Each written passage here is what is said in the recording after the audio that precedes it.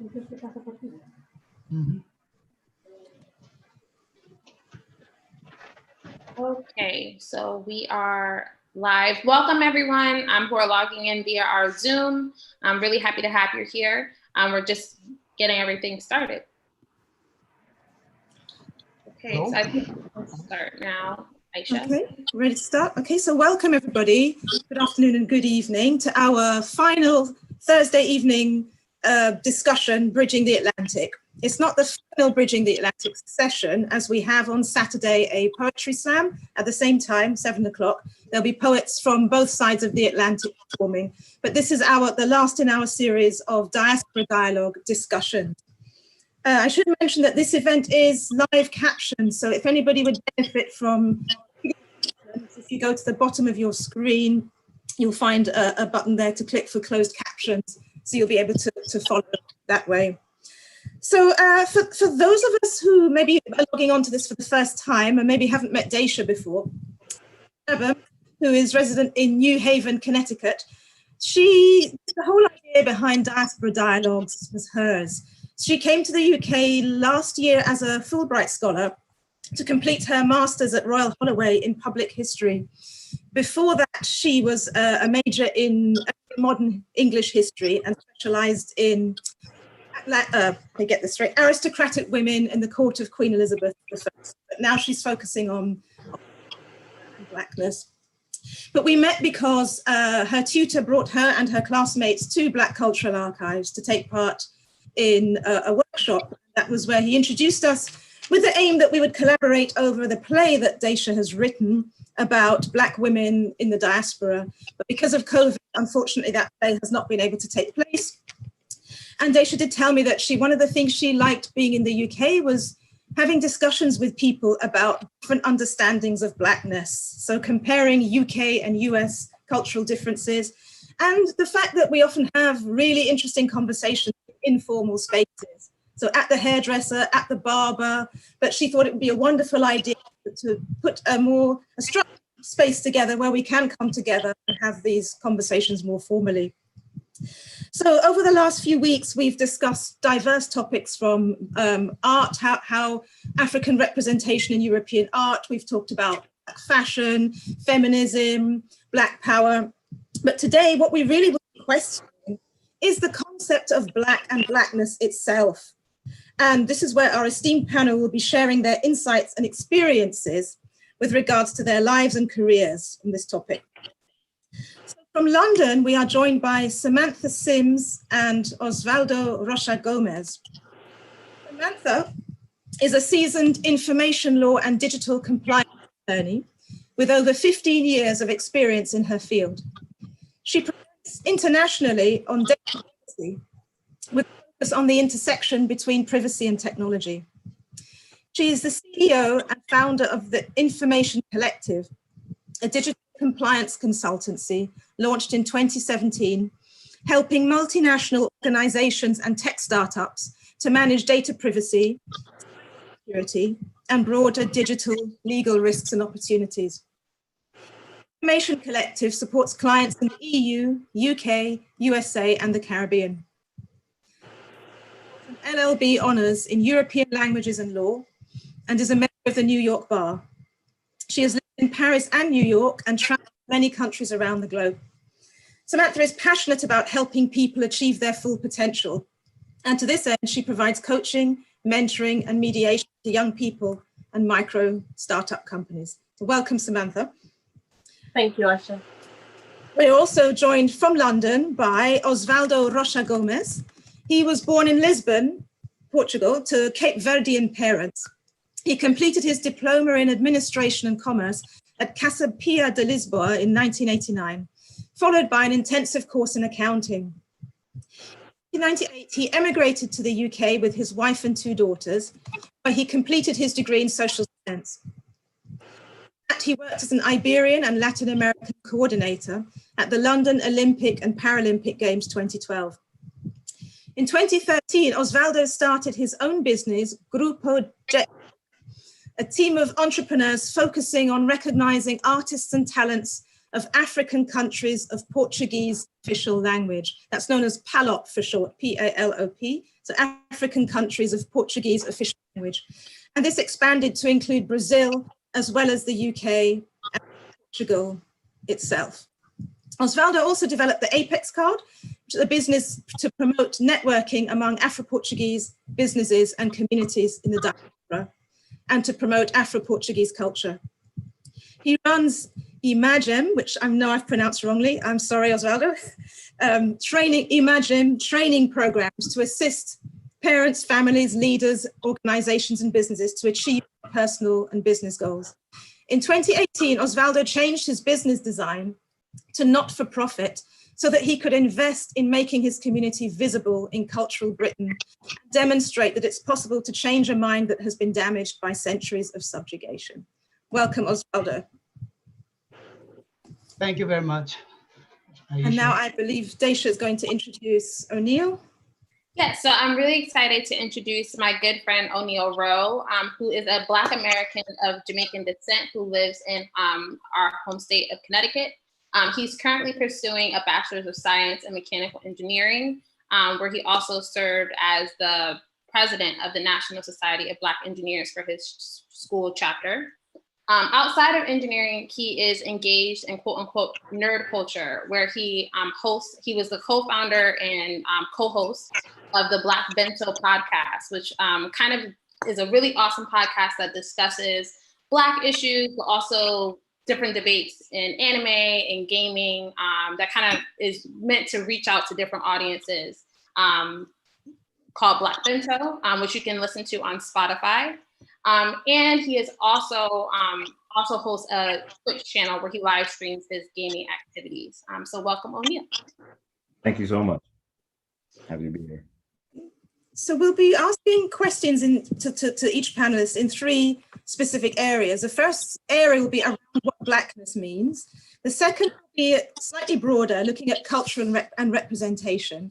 And the third section will be Blackness in dialogues of race.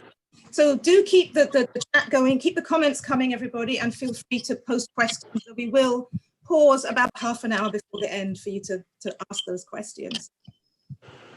Daisha and I will both be asking questions, so we'll see how that's going to work out.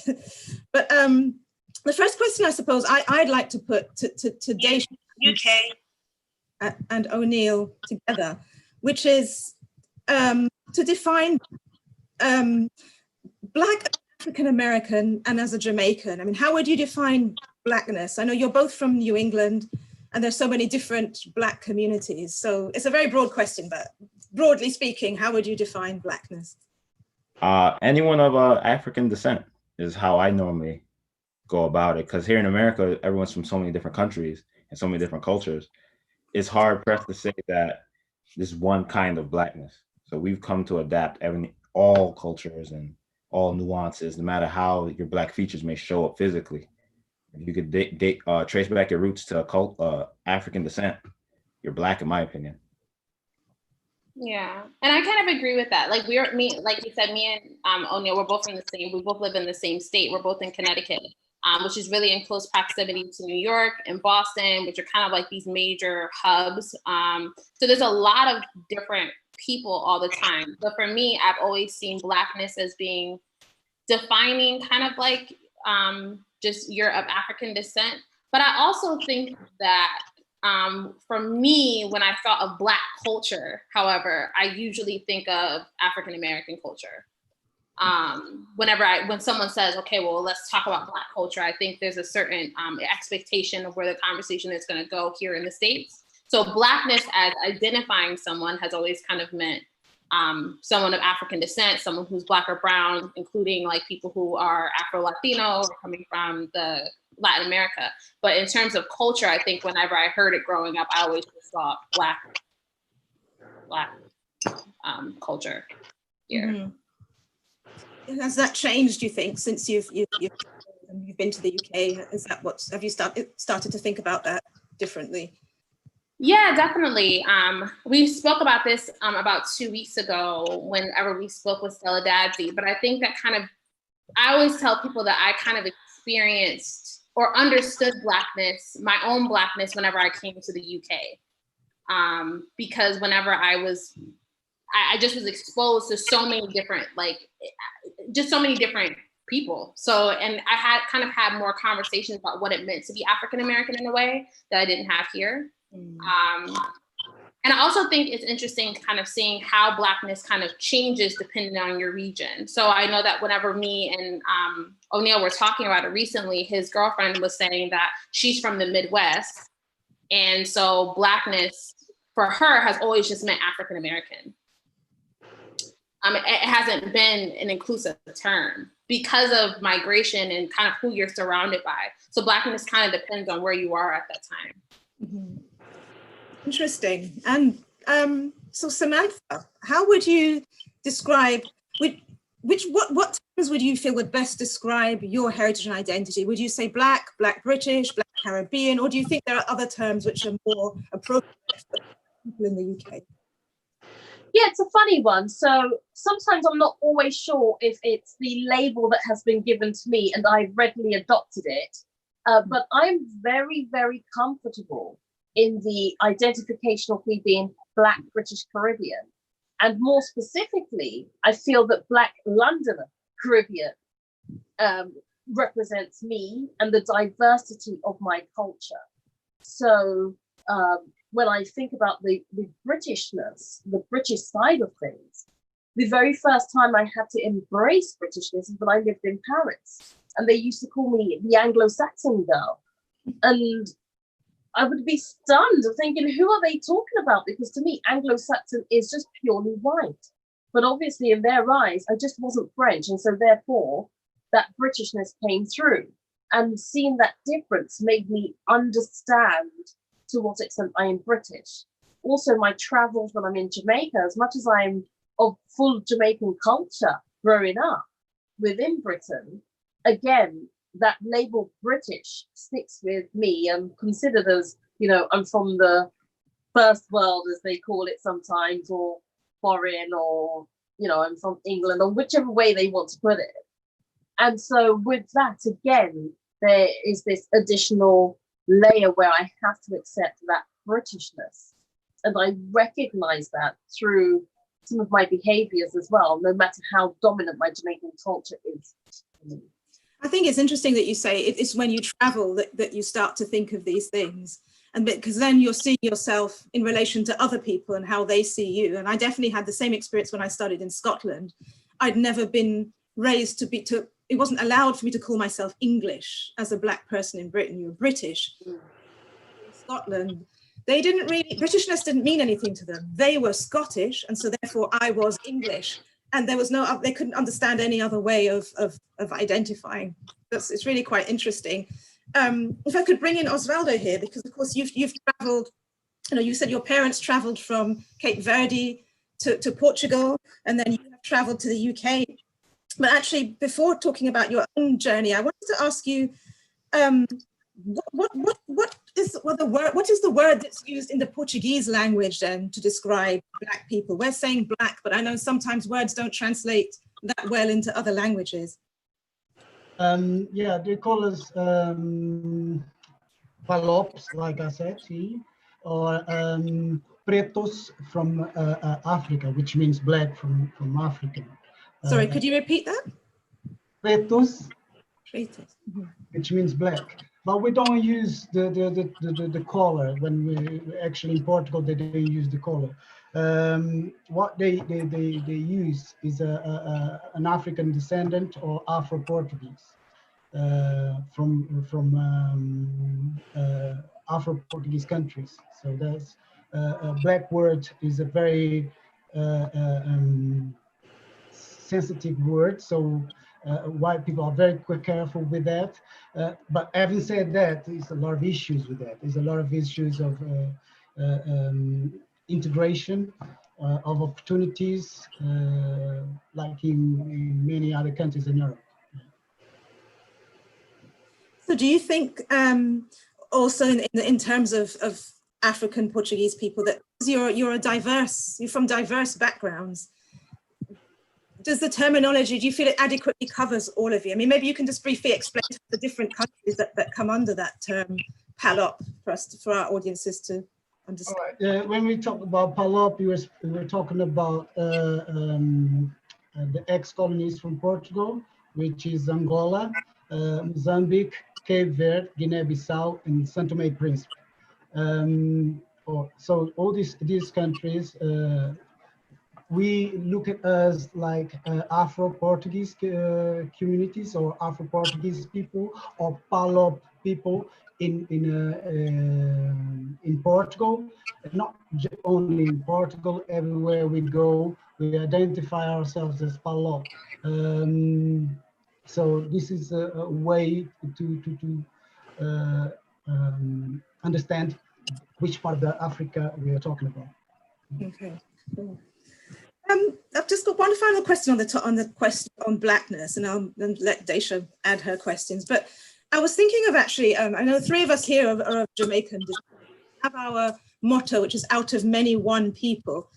And I always wondered, do we ever question what that means? I mean, I'm thinking in a country where the majority of people are black, does black have any meaning? And I'm not talking about shadeism or colorism.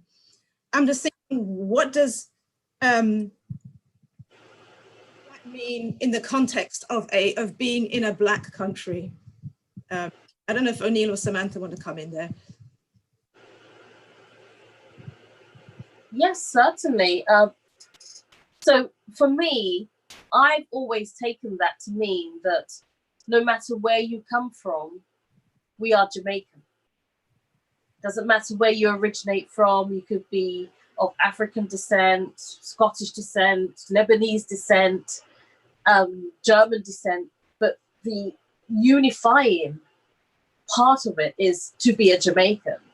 And we saw that just yesterday with the appointment of Kamala Harris as the running mate for Joe Biden, when Jamaica literally exploded. Yeah, nobody mentioned that she's half Indian. She's Jamaican, and that's all that matters. And so I find that we have such a patriotism within Jamaica that once you are Jamaican, then it's fine. And that's how I understand it to mean it that way. But naturally within the country, then you have different issues around race and colorism. Yeah, I agree with that. And also, despite where you may come from or how you grew up, the Jamaican culture ties everyone back together. So I definitely agree with that. You're Jamaican anywhere you go. Cool. It's interesting you said the culture, because then I was going to come on to culture in a minute and what culture actually means, but I'm going to stop talking and let Daisha speak. So Daisha has some more questions on this part. No, I agree. And I'm really happy that you brought up the appointment of Kamala Harris, because like I said, I think this entire series has really been based on kind of taking a look at this term Blackness and looking at how it appears in so many different fields, whether that be fashion, whether that be art. But at the same time, it's kind of this term that people are consistently, it's a contested word. It's consistently being challenged. With this appointment of Kamala Harris here in the States as the vice president nominee, there's been a lot of conversations on Fox News. You have people saying, well, let's make it clear she's not African-American though. She is not African-American. This isn't, okay, well, can she be considered, there's actually a conversation. Well, is she actually considered the first Black vice president? Because for some people, Blackness means African-American here. And so I think kind of looking at, by the way, I don't agree with that, but just to put that out there. But I do think that kind of taking a look at this term, because we all kind of identify with it in different ways based on our own kind of regions. How has that word, have any of you all had an experience where that word's been complicated for you? I know that Sam, you kind of spoke about it, especially whenever you travel, but there's a huge debate about whether or not this word actually should be used. I know that Rosalind, who's in the chat right now, she brought it up that in the UK, the terminology of BAM, so Black, Asian, minority, and ethnic, is starting to be challenged. People don't necessarily think that that's an accurate term to depict different communities. I know that me and O'Neill personally, I think we've talked about this before, we don't really like the term, I don't like people of color. Because I feel like it kind of serves as a purpose of erasure. And I wonder if people feel like Black kind of serves a similar purpose. I do. Yeah. I find in certain circles it can just be a lazy term. So I have friends who will talk about Black with no knowledge of whether the person they're talking about is from the African continent or from the Caribbean. I had some friends say to me once, "Oh, we're going to a Black wedding." I'm like, "What's a Black wedding?" I said, "So what, are they African? We're not quite sure. Don't know." So again, it's just, they're all just Black, which is very steaming. I think it's fine to use the term Black, but I would like to feel that people have an understanding that within that there are differences, and that the African continent is vast. Because how many times have we all had to talk about, we're going to Africa, or have you been to Africa, or this such and such a thing happens in Africa, with no detail, and when it's a continent of I don't know how many million people. I just want to add something. In our community, the Afro-Portuguese community, we have different views in terms of identifying ourselves as Black or from Palop and the Afro-Portuguese from Brazil. It's very important to mention that the biggest community, the Afro-Portuguese community in the diaspora, comes from Brazil. We in Portugal and in Afro-Portuguese countries, we accept the word Black.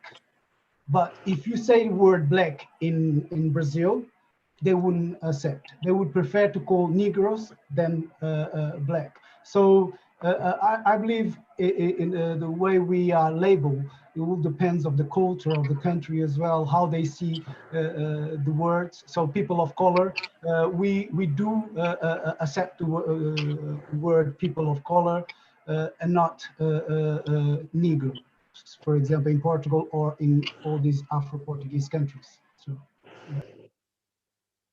It's an interesting take on it.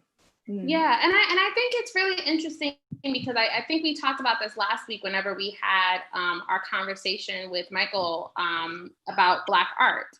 And when we were talking about how you track different presences, and we were kind of asking these questions about, well, what does this term actually mean, and how does it actually represent this? Because it's just always changing, right? And I kind of think of it as, when I think of Blackness now, I think I've kind of spoke about my personal experiences, but as a historian, I think that Blackness has always been this word that's tied to movement. And it kind of is not, it's inherently a form of erasure. It kind of describes the other. Like I said, I think I brought it up whenever we were talking to Stella Dadsey. If you read Black Tutors by Miranda Coffin, she says that in early modern England, there were literally dozens, if not hundreds, of different terminologies to describe the term Black. But it's always used in a form of other. So I wonder, kind of in looking at that, do you all think that Blackness maybe has rendered its uses for us? Or do you think that it's still a term that we should be using? I know that's kind of a loaded term kind of question, but I think it kind of fits here. Do you think that it's still purposeful now? Can I say something regards to your question? What I believe is, for example, this moment here that I'm experiencing. I believe this is really important because we actually come to start integrating more Afro-Portuguese, Afro communities to have discussions that I believe is very important. We spend many years looking to be integrated, to be recognized, but we end up not actually paying attention to us as Black. So in terms of these discussions, what does it do is, in regards to your question, I don't think Blackness or whatever they want to name us, it will be important. What I believe is important because it's different cultures. So you might take the word Black, but I might not take the word Black. So it's all depends of the way the culture will take that on board. That's why it's really important, this discussion, so we can understand that what actually is important is that we have different cultures, we have different communities that must be important to say the word first. Black, for example, if I'm in Brazil, I will never call a person black, but I will call, how you doing, nigger? So that's a normal word in Brazil. They will call niggers to each other. So if I call someone black, I will be very offensive. So it's to understand the culture is really important. To understand us is really important. So we can start working with these historical barriers that we have. So that's why when Aisha invited me, I said, oh, this is really good. This is really important. Us getting together, us talking about our culture, our communities, so we can share our knowledge to other communities so they can understand our point of views, how we see each other, and how we connect with each other. For example, with the other Africans in UK. So thank you very much for having me, and that's my answer today. Yeah, no, I'm really happy to be called Black, but we also have to respect the diversity of our people and the fact that Black is actually an English word. And so when we think about it from that context, the reason why you're going to see Negro the word being used in Brazil is it means black, right? It means the very same thing. But this is a title that's been given to us over, as you said, over time, the definitions have kind of moved. But for me, I think it's more important that rather than a word, but the sense of what we identify with is most important, because Black doesn't necessarily mean anything in African countries, for example, especially where there's a host nation where everyone is Black, you know. One of my aunties, she's from Trinidad, and she talked about being in Trinidad a few years ago, and they called her white because she's British, not because she looks white, but because she's British. So it's the sense of the actual word itself, I think, is more important than the title, if that makes sense. Mm-hmm. And I find that's the unifying experience that I have when I'm in any country that I've lived in, and I've lived within different communities. It's that, doesn't matter what they call themselves. It's that we have that unifying Africanness as our essence that's been more important. For sure. O'Neill, what's your take on it? Because I know we just spoke about this recently. Yeah, after hearing Oswald, my ideas of it kind of changed, because the word means less to different cultures. So I think here in the States, the term should be retired. I agree with you in that sense, because you should take the time to figure out what culture or what part of the world someone identifies with, as opposed to using the blanket term of Black, because you don't know. So I think the word should be put away with at this point, here in the States anyway. I'm not offended by being called Black, but if you get to know me, you know that I'm Jamaican descent, I'm African American, you know what I mean? Not just some blanket term because of how I look. Yeah, and I was gonna add on to that. I think for me, like I said, I know that a lot of people have been mentioning this in the chat, this idea of what about people who can't identify. I think Blackness is, the idea of Blackness for me is kind of compounded whenever you're the minority in your country. As African Americans, we're about 13% of the country. And so for me, being someone who's a descendant of slaves, who comes from the South, who comes from that particular legacy, I've always struggled with the term African American, and that I never wanted to, I don't want to identify with the American part of it, because I don't necessarily feel a part of my country, which is a challenge whenever I travel. Whenever I travel, I instantly become an African American because I am American. But for me, it's always been kind of a struggle to use that term. And I'm very open about this. Around 2 years ago, I know that someone also said being a Pan-Africanist adds on to this. So someone who wants to have these discussions and wants to engage in this and wants to be a part of the diaspora.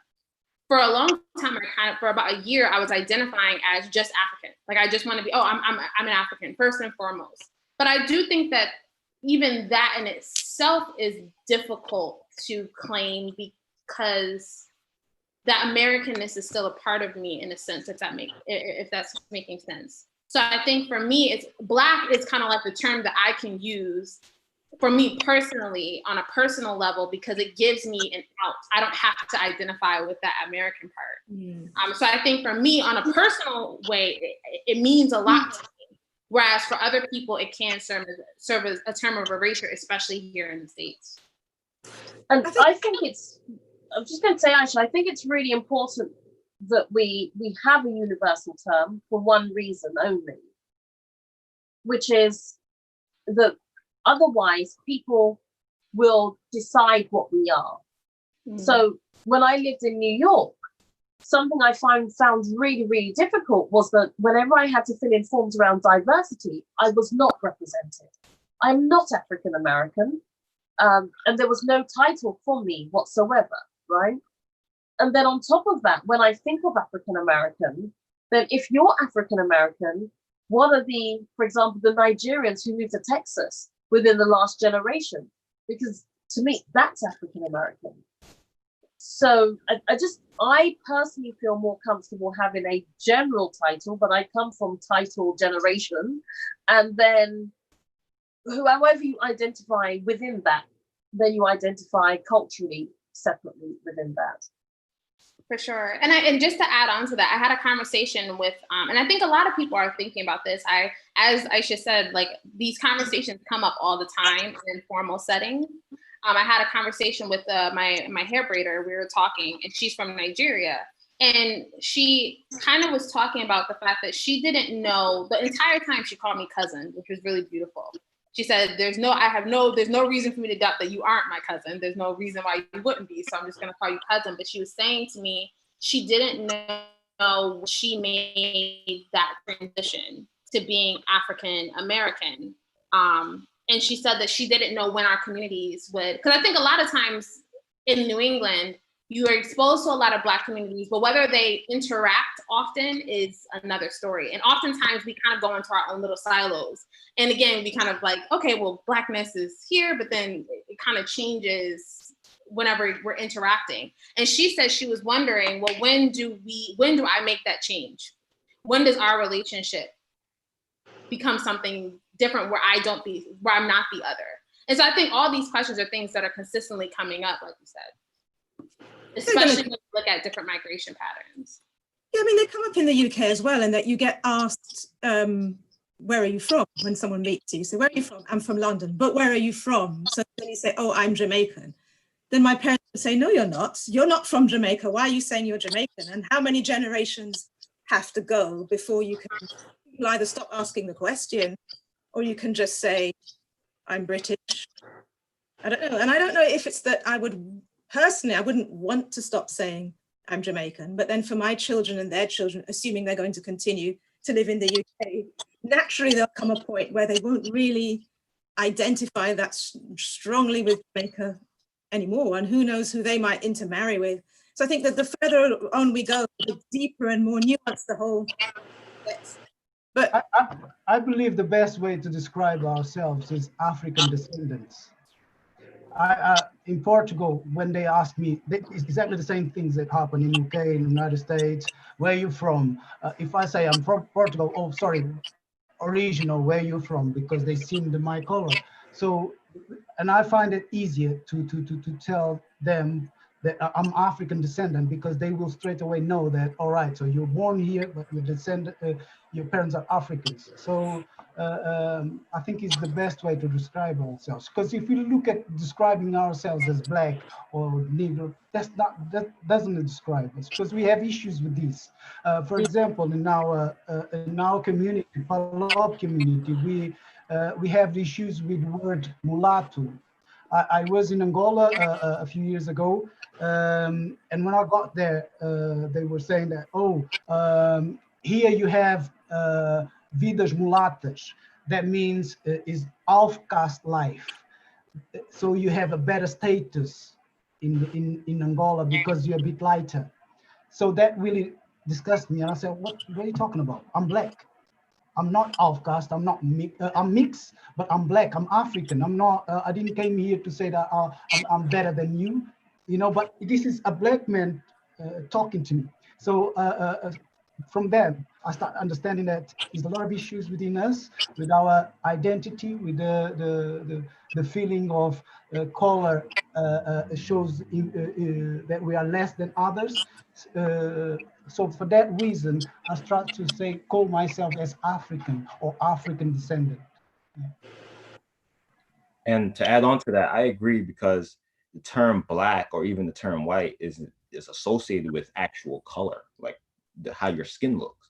And we all know there are varieties of shades of African people. So the term, use the word black, is just ignoring the fact that you could be light skinned, still be African descendant, or, you know what I mean? So we should get away from using colors to describe people's identity as an in general, you know? But that's quite complex in itself, because we're all sitting here talking from the perspective that to be African is to be black, when that's not the case. You know, we've got huge swathes of Northern Africa that we may consider them as black, but somebody else may look at them and think that they are more, I don't know, just a different sort of color, more Middle Eastern looking, for example. Got a lot of Arabs in that region. Then if you want to talk about South Africa, now, as much as we may feel uncomfortable with how the white population of South Africa has come about, the white population of South Africa still exists. And when I deal with any of my South African friends, I find that they have so much more in common in terms of African culture with my friends from West Africa than they certainly do with my friends from Europe. Sure. So I think we do need to also appreciate the richness and diversity of the Africa itself and its diaspora. And in any event, we all came from Africa. That's what I personally think. We all came from Africa, and therefore we're all of African descent. So where do we stop in these conversations, so that we don't ignore some or overgeneralize the label title? Yeah, and it's kind of interesting. Like whenever I had this conversation a couple of weeks ago, when I kind of posed this question to Dazi, it was interesting because we kind of came up with the thing that the notion that Blackness, it means so much but means so little at the same time. It's a term that means everything and nothing all at once, because it changes, it's consistently moving. It's also technically based off of a social construct, because race doesn't exist, and we all know that. So on one hand, it means nothing, but at the same time, it means everything. And so I think it's interesting, again, when you look at that, because it kind of complicates it, especially, for example, and I think a lot of people who are mixed race come to this point of, well, when do I stop being Black, right? Is it when I don't look Black, or when someone doesn't call me? But when does that happen?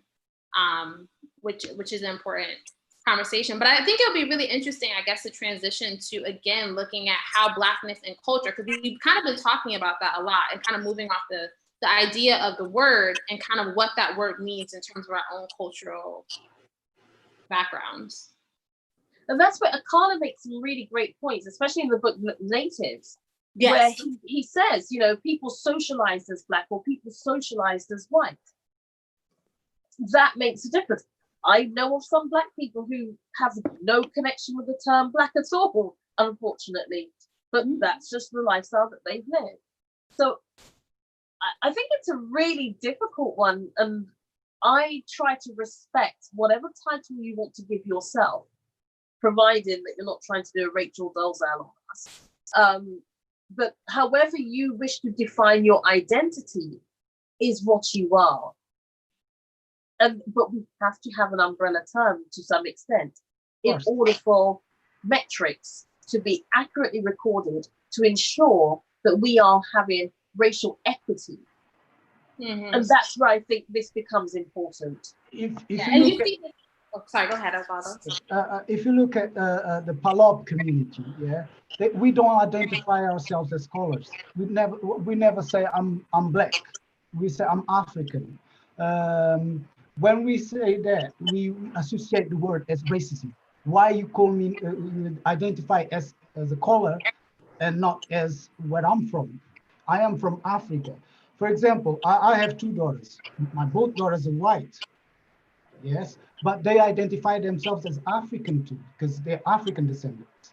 So how would they identify themselves as black or Africans? That's the question. So color here will be a big issue for Cape Verdeans, because we have very mixed country.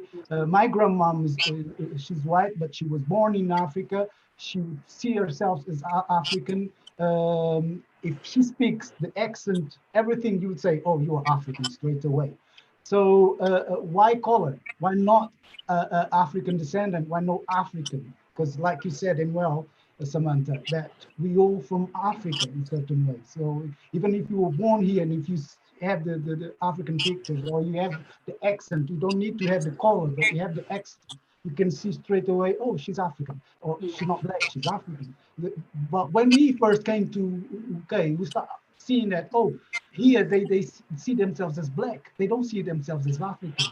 Do you understand? So that's an issue that we need to work on that, and we need to understand how to put ourselves. When we look at Black History Months, all right, that's Black History Months. So it might not be for the African that are a bit lighter or white. You know, they would not actually see themselves as amounts for them, is amounts for those who are black. But they're excluding the white black people. Do you understand? The people that actually see themselves, I'm African, but all right, I wasn't born well black. I am African. So we need to be careful with that as well. Yeah, I think it also it comes down to culture. I think what I'd sort of move away from the word itself and more towards cultures, because like you say, if you have an African culture or you have a Caribbean culture, it doesn't really matter so much what your color is. And I wanted to ask, sorry, the light in here is very bad. And so to bear with me while I try and read. I think the question of how we present our cultures in the diaspora, African cultures, I think the question will be different for those of us who are of direct African descent, like Osvaldo, and those of us who have been, say, in the diaspora for a much longer period of time. But for example, I mean, Daisha and O'Neill, how would you say that, okay, how would you define African-American culture? And the reason I ask that question is because, for example, if somebody said to me, what is Indian culture? The more different your culture is perceived to be from the English, the more people can sort of try to define and homogenize it. So I could reel off a few things that I could say are synonymous with Indian culture. If someone said to me, what is my culture? I wouldn't be able to answer that so quickly on a deep level. I mean, is it food? Is it music? Is it beliefs? What would you and O'Neill say from a US perspective? And I'm just going to try and get some better light while you answer. I don't know. You want to take that first, O'Neill, or? You go ahead if you want. You want to go? Yeah, sure. I don't know. I think for me, whenever I think it's also difficult because, not difficult, but I think for me it's interesting because African-American culture, as I think there's a mainstream version of African-American culture that I think is exported out to the world. Typically that I think is usually kind of ingested through music, right? The fact that like I'm also an educator. And one of the things that I do on my cultures class is I show how hip hop you just type in hip hop France, hip hop Paris, I'm in hip hop France, hip hop Spain, hip hop China. And there's somebody who's kind of expressing, using hip hop as a terminology to express their culture, their issues, their nationalities. And so for me, there's a mainstream culture that's exported that typically is African American culture, African American slang, Hollywood. But then there's also a lot of variety in that, because for me, I'm from New England. Like I said, I live in Connecticut. My dad's side comes from New York and Brooklyn, but the other half of my family is from the South, and being African American means something completely different depending on region. So I think kind of looking at the differences between what's mainstream of African American and what's actually African American when you dig into the weeds are very different. But I know, like I said, I just think kind of what me and O'Neill were talking about just now is being in New England is just very different because there's so many different Black communities. Also, I feel like to add on to that, I like what you said, that there's a mainstream culture and kind of like a under the table one. And when you ask me about African American culture, I have to think that our culture is not really told by us. It's kind of told from someone else's perspective, as if we're just here living in the country. We were slaves at one point, we got freedom, and now we're struggling to live equal lives, but it's never really told from our perspective. It always feels like we're looked at from the rest of the world as these people who had this tough life throughout American history. So it's a tough question to define American culture, but I think to put it in one word, it would be oppressed. African American people are oppressed, and what you guys see around the world is a glimpse into that. Yeah, and I think that I really like that you said that. It's really difficult because a lot of our culture that's mainstreamed oftentimes isn't really our lived experiences. It's interesting because it's like people talk about African American culture a lot, right? You have a lot of different movies, you have Hollywood, people are looking at Africa, but it's also sometimes not us at the same time. It's not really accurate. You see the athletes, you see the rappers, you see the movie actors, you see the people who have reached these peaks in European acceptance, but you don't actually see what African Americans deal with more often. You know what I mean? So it's a complicated culture. Yeah, complicated question. And again, it doesn't really offer a lot of room for diversity, because when people think about African American, they typically think of, I would think, and I don't know if O'Neill you would say this, but we talked about it before. When people think of African American, they typically think of like my genes, like my line of being in a different place, living in America for years, reparations, being here, living in the South. They don't necessarily, I don't think a lot of people pay a lot of attention to different versions of what African American means. What about then culture in terms of, I mean, O'Neill, I when I traveled to the States, I noticed there seemed to be a very strong difference between how Jamaicans identified and how African Americans identified. They were like two distinct cultures that didn't really mix. Do you find that's the case? Yes, like Samantha mentioned earlier, once you're Jamaican, you're always Jamaican. And our culture, I think this is unique to Jamaican culture, that we don't really change much depending on location. We still keep our roots. So here in the States, Jamaicans aren't even considered a part of most people's definition of Black. As Deja mentioned earlier, if you ask some people in Texas or Middle America, are Jamaicans Black? They'll tell you no. You know, they'll say they're not a part of the group, their own separate entity. So the culture here is definitely very hard barriers between the two.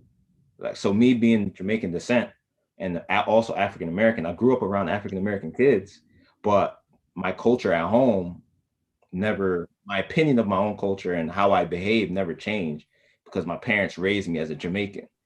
So this is what I'm trying to get to the bottom of. What we know that there are differences, but how do we define them? How do we say that this is something that's from Jamaican culture and this is something that's from African American culture that's so separate or different? Or is it something that's just intangible? I think they're intangible. Like, I think, and again, especially if you look at American culture, for example, most of the founding fathers or founding members of hip hop, what we know as hip hop, whether that be DJ Kool Herc, whether that be disco, the Disco Wiz. If you look at hip hop in general, that's considered to be African American culture that many people would associate with Biggie or Tupac, people, you know, but most of those people were from the Caribbean. So I think that's important to also point out is that they are kind of intangible. Mm. I don't know how would that be different. Yeah, like as Rosalind is saying, the term African American and Black British are very contentious. They're kind of naturally contested. But how would you say that? If we were to kind of flip it, how would that look in Britain? In terms of different. Of what Jamaican culture is, or yeah, Jamaican culture in Britain, because I think that there's ways that they're expressed, right? Whether that be in cultural gatherings, like obviously, like for us, to me, when I think of African American culture, I think of cookouts. I think of hip hop. I think of soul food. Like those are kind of what I think of to be as expressions of African American culture. But when I think of Jamaican culture, I think carnival plays a really huge part of that. Well, Samantha, you could probably speak more to the side of it than anyone else. Well, I would say it's very different anyway in Britain, because the Black population that we have today, the majority of that Black population has only been here for what, 70, 80 years, right, Aisha? So that's the majority. Although there have been Black people here since before white people were in this country, in fact, you know, we've been here largely since the 1940s or even before that. The difference being that you have almost what I call a post-Black population that I would consider as African American, and then and that's been there for like 300 years or so, and then you have groups of people who have emigrated to America, whereas for us, we've all emigrated to America, and to Britain, and largely what you tend to find here is Jamaican culture is actually the dominant culture within the UK to some extent. Certainly one of the dominant cultures in the cities, but reggae music plays regularly. It's very mainstream. Dancehall is very mainstream within the culture. It is not unusual to see white men going to buy oxtail and rice and peas in the food shop, and they'll put up with all the oven and all this kind of stuff. And that a lot of that has probably been brought together by the Notting Hill Carnival. Whilst Carnival itself is not, or the Caribbean carnivals as we've come to know them, are not traditionally Jamaican, because Jamaica had Junkanoo and other forms as you find in the Northern Caribbean. The Notting Hill Carnival is a very special experience made up of mass and masquerade and soca and calypso, and then sound systems and jerk chicken and festivals and all the rest of it within. And what it does is it brings together this British experience of liking to be outdoors, drinking and eating, and everybody's tied to it. So I think it's a really difficult question to answer, because we cannot flip it on its side and it's like comparing apples and pears. But what I have noticed is the younger generation, the millennial Black generation in the UK, largely they are second, third, fourth generation Black British. And as a result,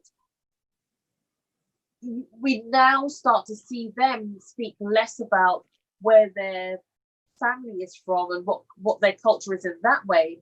I think they see themselves more as just together they are Black. I see the divisions, but it's a lot more homogenous than it would have been, for example, when Aisha and I were growing up in Britain. That's an interesting point, and I wanted to bring Osvaldo in there, because in a way you've got a double diaspora. So your family has moved from Cape Verde to Portugal, you've moved to the UK, your children are now in the UK. So how do they identify culturally? It's a very diverse culture. You can't just put in a word what is the Afro-Portuguese culture. We have Kizomba in Europe, is like hip hop in USA. Kizomba is a type of music that, like soca, is very similar to soca, that we dance similar to salsa. That is, I would put it, that word would describe the Afro-Portuguese in the diaspora, Kizomba. But the Afro-Portuguese in Africa, we have completely different cultures. Cape Verdeans, Guinea-Bissau, Mozambique, we all different. We all have different music styles, and I put it a rainbow of culture. So I would describe our culture like that.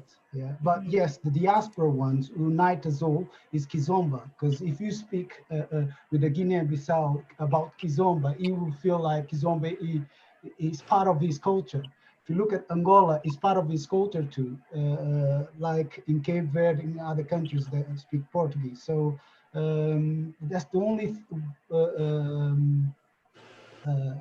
style or part of our culture that unites us all.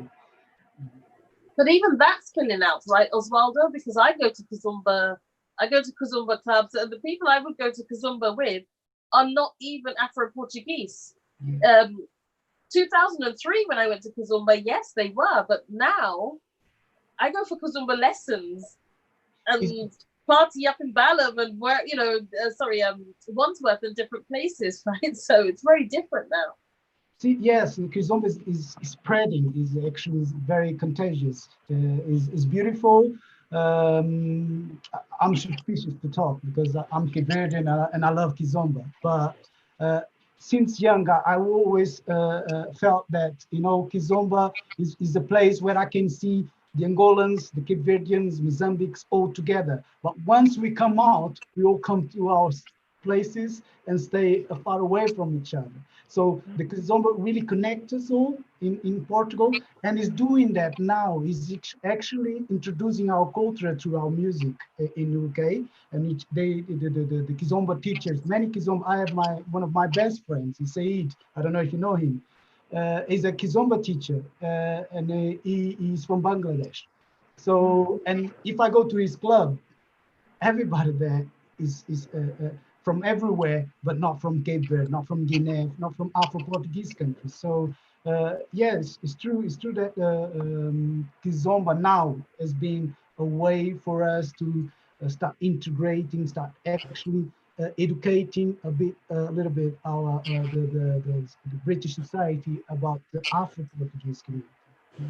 I'm so glad you both started talking about Carnival and Kizomba, because one of the questions I was hoping to steer the conversation in the direction of entertainment and social spaces. So I was going to ask about how the social spaces intersect, and I think you've talked about that a bit already. But I wanted to bring in O'Neill here, because Daisha and I were talking earlier about virtual social spaces, and I think there's a lot that could be said about how culture is experienced in the virtual space and in gaming.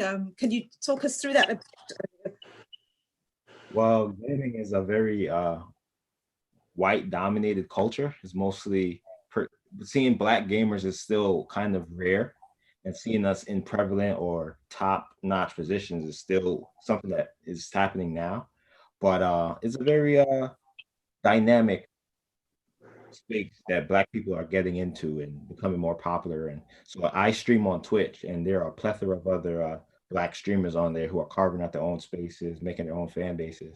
And Black people are getting more into the nerd culture, or it's becoming more known that Black people are into nerd culture. It's never been it's not something new that Black people are into these things. It was never mainstream, or Black people only seen as athletes or rappers. So to see us in nerd space, something that's happening now in 2020 and becoming more.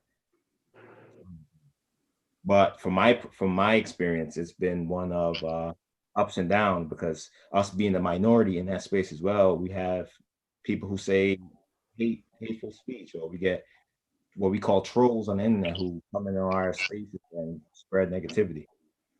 So it's a growing space, and it's fun, but it has its flaws still. Mm-hmm.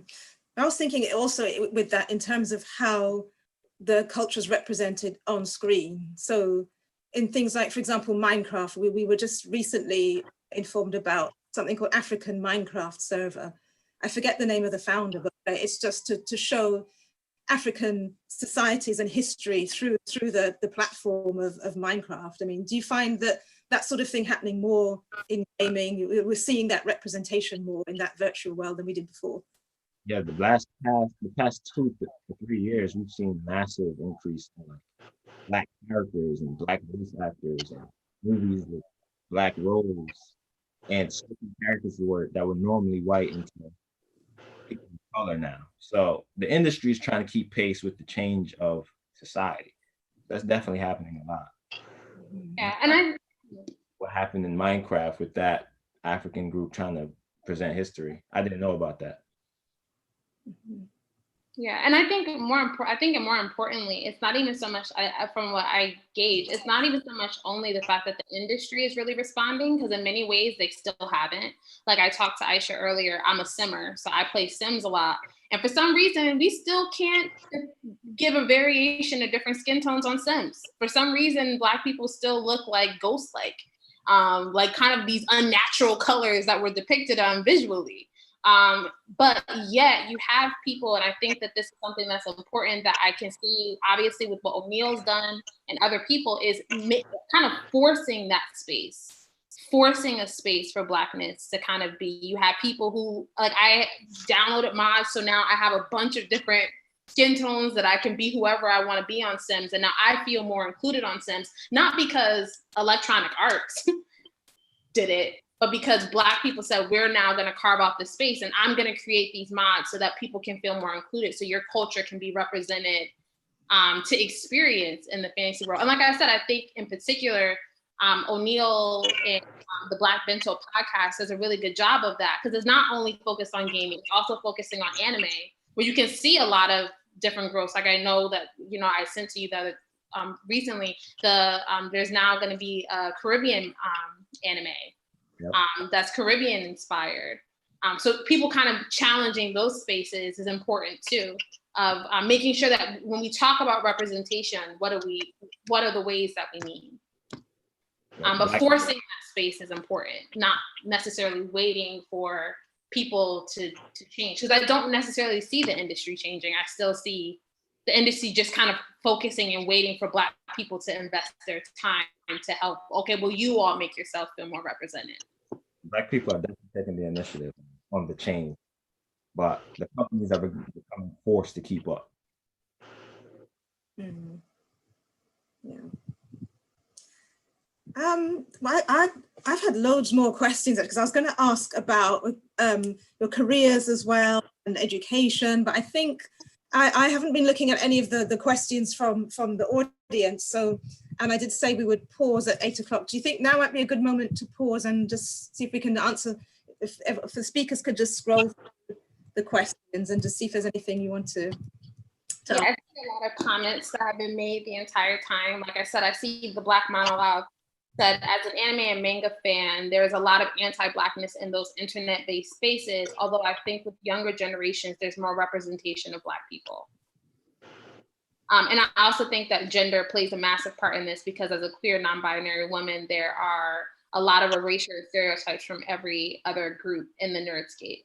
And I want to point that out. Sorry, I'm not trying to hog up the space, but I do want to make sure, especially for the audience, to recognize this panel is not in any way supposed to represent Blackness as a whole, like in all shapes. And I think we focus a lot on Blackness, but haven't really talked about how that intersections with race, with nationality, with gender, with sexual orientation, with class.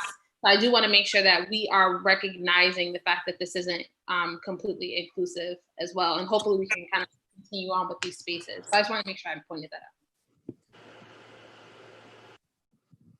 out. Oops. So I'm just scrolling. Are there any questions that anyone wanted to? Actually, it's mostly comments, actually, not so much questions. So then maybe I was actually going to ask also about Blackness in dialogues of race. So I was thinking more about our education experiences, our careers, in terms of education, for example, it's a general question. What educational experiences find us as Black, or what educational paths did we pursue as a result of being Black? Does that make sense? Or should I say it again? So in what sense did our education define us as being Black? That's one question, our education experiences. And the other question is, did we then, as Black people, pursue certain educational paths by virtue of the fact that we were Black? I mean, I can give an example of what I mean, maybe to make it clear. That, for example, okay, I've always been a historian, always been interested in history of everywhere in the world, you know, European, Italian Renaissance, anywhere. But as I've grown up in this society and become more aware of race and myself as a Black woman in this society, I then started to specialize more in topics to do with Caribbean history, like post-emancipation histories. And I think that came about from me as a historian, going to visit family in Jamaica and looking for the physical history that you see when you go to European histories and not seeing it in Jamaica, and then becoming interested in why I was doing it and going down that career path because of that. So I don't know if that applies to any of you as well. I want to answer to that, and I hope I can get a good answer to that through my experience. For example, I was raised in Portugal until my 21 years old, and 22, I believe so. I was raised in the white community, within the white community, and I always try to show them a positive image of me being Black and me being intelligent. So I would force myself to work harder to put myself forward to show them Black people, they're not inferior. They're more than that. They can make it happen. But through my, then when I start actually engaging with the Black communities, I realized that what I was doing was very common in many Black people within us. And I tend to look at try to understand. That's why I went to study social science, to understand a little bit about what are the issues that actually are blocking us to progress. And one of the things that I found was relationship. Because I was trying to show to the white people that, or to be accepted, that I'd actually start being egocentric in excess. Like I want to do this, I can do this, I. And then I start using, I think, very important tools, which is how to keep with the relationships, how to work as a team player, how to debate without being defensive. Because when I was around white people, I was always with defensive mode. And I noticed when I came to England that this is a common thing around Africans everywhere you go. And I realized that we tend to promote good practice in individual performance. Then when we go to collective performance, we actually lack on that, because we don't, I don't see a lot of organizations working with each other. When I'm talking organization, I'm talking about African organizations or Black organizations. That so the term of partnership, engagement, all these things we are lacking on. So I would say through my education of being Black among Black people, is we have actually very we lack on collective performance. We lack on tools to engage, to participate among each other. So that's the experience I have as a Black person, the education I have with my people, and not just that, with the multicultural society in the UK. think what you said is very true. I'm sure we can all recognize that failure of working together as a I mean, Samantha, what would you say in terms of your career then as a lawyer? Do you think that some of what Osvaldo said resonates, or is it in say the legal profession? In terms of us working together, in terms of the individuality versus the collective? Yes, yes. Look, to be honest, I often found myself a bit of an outlier in corporate law as a Black person, because I wasn't Black African. And it was just a very different experience for me, interacting with a lot of my fellow Black people. How can I put this?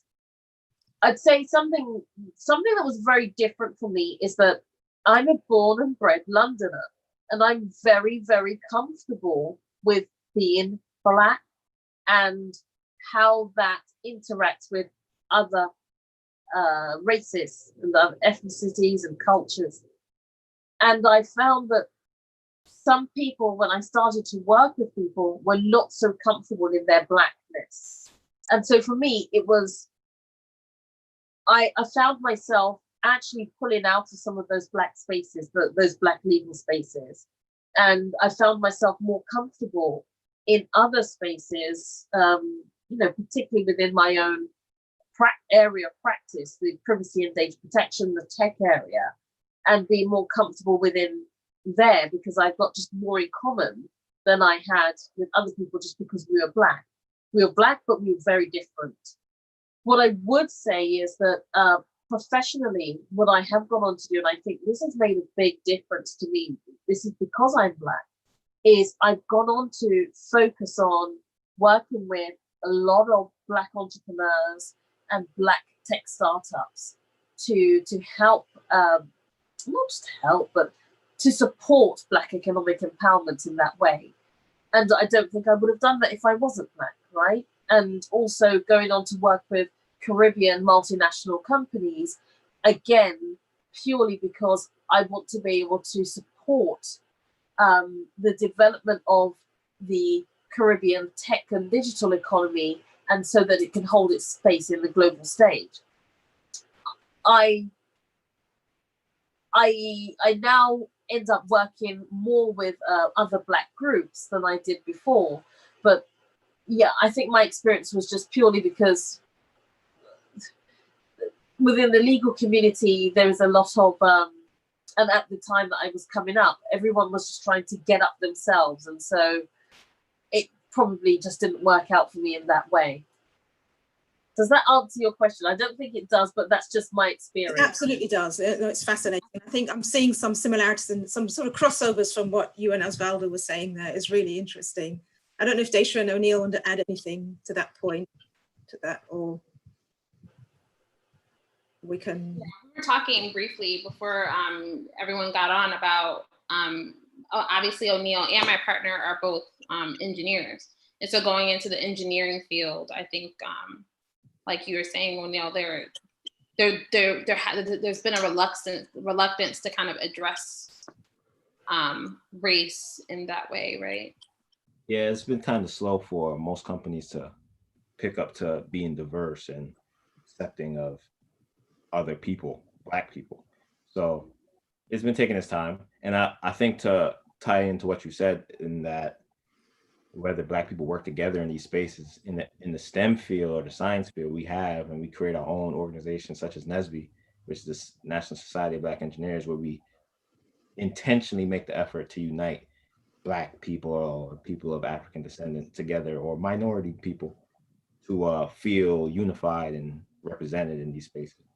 So there's a sense of cohesion in the science field where we try to unite.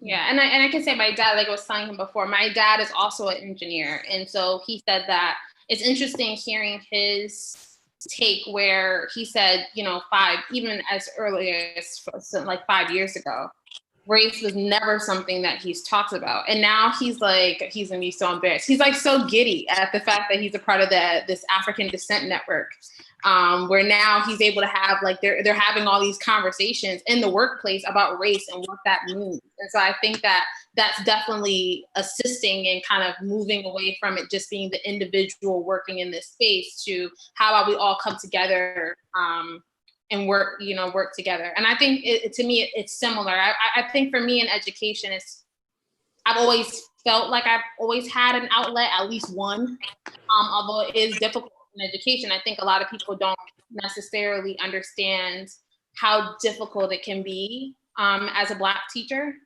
We want a lot of Black teachers, but we don't necessarily take care of them once they get into the field. And so kind of, I think creating those spaces where we can kind of unify would be great. I know that we had a question that I think is really would be good, even if this is the culminating one, which is, do we ever think that the term Blackness can ever be reclaimed away from its racist roots? I don't know, I think we've kind of gone over the term in so many different facets. Yeah, so I think it, as some of the speakers have said, it totally depends on the context, what country you're in, what kind of conversation you're having, what the person who uses the term understands by it, and the linguistic background. I mean, I'll just say a brief bit about, in other linguistic, so I'm familiar with the Arabic language, and in some of the Arab countries I've been to, the word for Black is Aswad. Anybody remember the reggae band Aswad in the 80s? So they use the Arabic word for Black to name themselves. So in the proper Arabic language, when they talk about Black people, it's Sud, like that's where the word Sudan comes from. But because the word Black is associated with bad things like being blacklisted, blackballed, black market, they don't like to use the word, in the spoken dialect, they don't like to use the word to describe people. They think it's rude. So they instead use a word which means brown. And I'm finding that very strange that people are describing me as brown, because again, coming from the Caribbean, when I look at Caribbean history, there were three classes of people. There was Black, brown, and white, or Black, colored, and white. And so being described as brown to me was really, really weird. And to the extent that they wouldn't describe an object as Black, they would use the word brown for it. So not to go too deeply into that, we'd be having completely different conversations if we're in North Africa, South Africa, or the Arab world about Blackness. And I don't think we can ever really come to a conclusion about it. Aisha, I believe that the word Black or Blackness or whatever we describe ourselves is important for us as Africans and Black to actually start changing the narrative. Why I'm saying that is because of, it's like we have the defense mode on, in terms of why you call me Black or brown or nigger, whatever. This is very, what I'm saying in terms of, because I work with associations, with organizations, Afro-Portuguese organizations, and I realized that have an impact as a father, as a mother, with our kids when we start teaching our kids to switch on the defense mode. So what happened outside? We start seeing more crimes among the youths, because this cultural issue that we have in terms of we need to protect or to whatever they call us, doesn't matter. What it matters to me is us to understand that we need to work with each other. We need to change the narrative, training our kids to whatever they call it.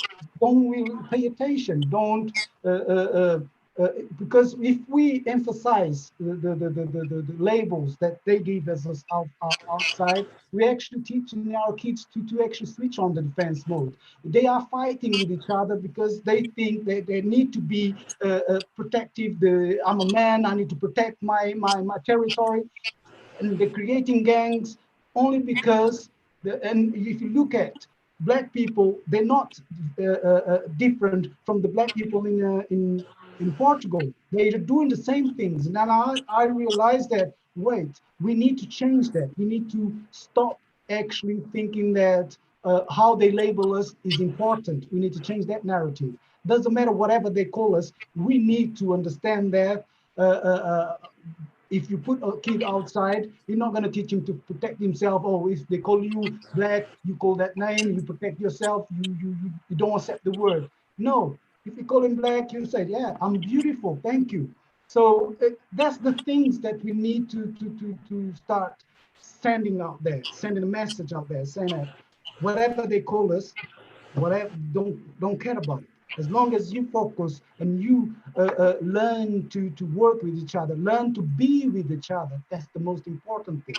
So if you won't start violence, why don't we start changing the narrative? Because if you look everywhere we go, the black people have the same type of behavior.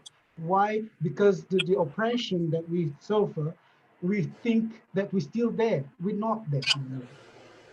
We just need to claim our space and spread the good practice in terms of being civilized, being among each other, and believing in each other, right?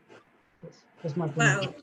that's really powerful, Osvaldo. I can tell that that's why you're a mentor, and that's why you do this for in your career. Don't you? You advise people and you advise young people how they can navigate these societies.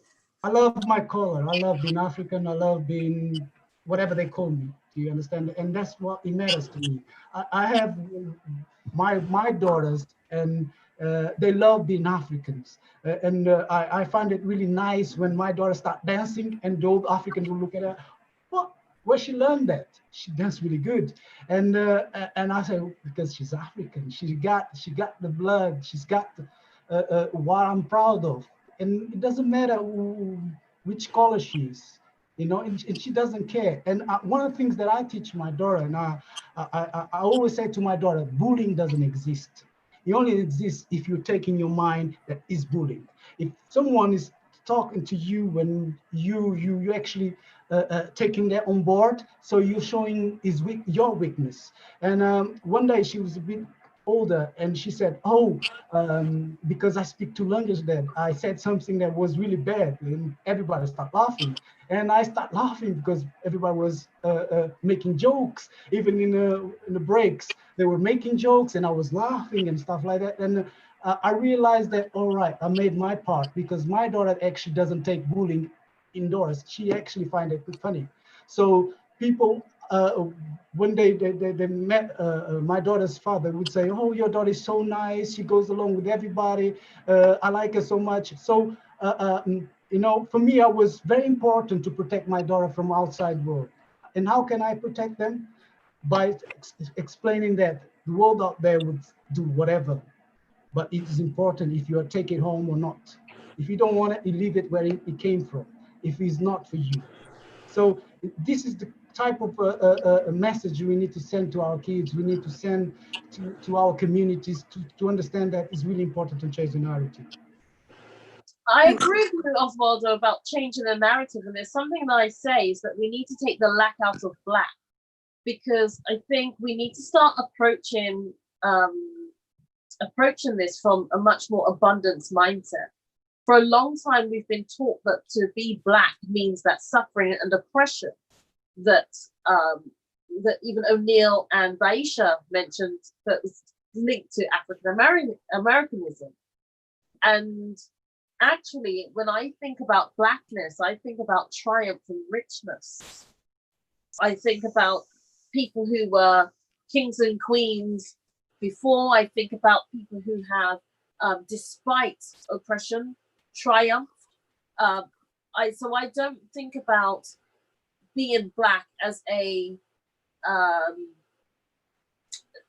negative, as a pejorative. And so the term blackness for me can never hold a negative statement, because I'm so proud of it. I have a lot of self-pride in that. Where I think things are difficult is when we equate how we perceive ourselves as black people with the reasons why we see gangs and violence. And I see troubles in every socio-economically deprived community. For sure. So to me, it's there's a difference between what the media want to focus on versus the actual figures themselves, right? But anyway, for me, I think it's more, we also have to recognize some of the challenges that different communities face that may lead them to having a lack of belief in themselves. We see the same in certain working class communities, in the UK in particular. We see the same in certain marginalized communities who feel that London gets all of the attention and they don't get the attention. And, you know, think places like Glasgow where we see a rise of, you know, activity, negative activity. So I think it's a very difficult statement for us to make that Black people behave in a certain way. I think certain groups, marginalized people, will behave in a certain way. But what's most important to me, and what I try to impress upon everyone that comes into my coaching and mentoring sphere is, if you're, whatever you are, embrace it, embrace your full authenticity. And there is nothing lacking from you, whether you're Black, you're white, you're whatever you want to call yourself, pink with, you know, green spots. You are the complete package. And that's what I think is very important for us to embrace. And then we will be more comfortable with other terms used to define us. For sure. I think the best way of saying it, whatever Blackness means, we love being it. Yes. I think those were two very powerful statements to finish on. Do we have any other questions, Daisha? Were you seeing if there were any, or? Oh. Not that I can see. I see a lot of people agreeing. Yeah, and I definitely think that the ending on that is really, really powerful, in that Blackness is something that is consistently contested, but it also means a lot. And it's something to be proud of. It's something that's very beautiful. I've really, really enjoyed, I guess, as we begin to end off, unless anyone had any last comments. I think we've run out of time. So yeah, if you want to make your closing statement.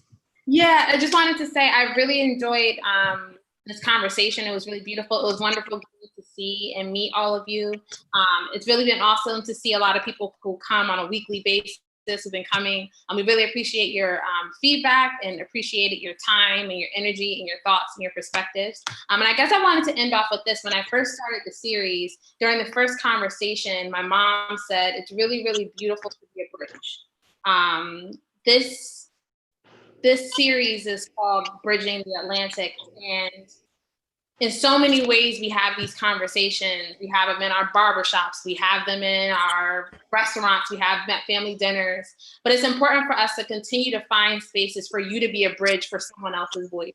There's so many things that we haven't talked about, so many fields we haven't talked about, so many different voices that haven't been represented in this short series, and I'm very admitting of that. We haven't heard from queer Black voices. We haven't heard from for example, I think it's really awesome that Osvaldo said that the largest diaspora community is Brazil. So finding more spaces for us to talk, share our experiences is going to be important. So I guess the last words would be to find a way to be a bridge in your own community, in your own spaces, in your own workplace. Before everyone starts to log off, I really, really hope that you will fill out the final survey. I'm passing that along now. And sorry, to add that although Bridging the Atlantic is paused for now, I think what we'll continue to do at Black Cultural Archives is a series of Thursday evening lates. So always look at this space, 7 p.m. It's worked so well. Next week, we'll be having a panel discussion about the case of the Mangrove 9, which was a very important event that happened in 1970 and 1971. It's very important for the Black community in terms of policing, of race relations, of the evolution of equalities in the judiciary. And it's going to be a great panel, which is going to combine former activists and academics and young people, because we want to be speaking to young people as well.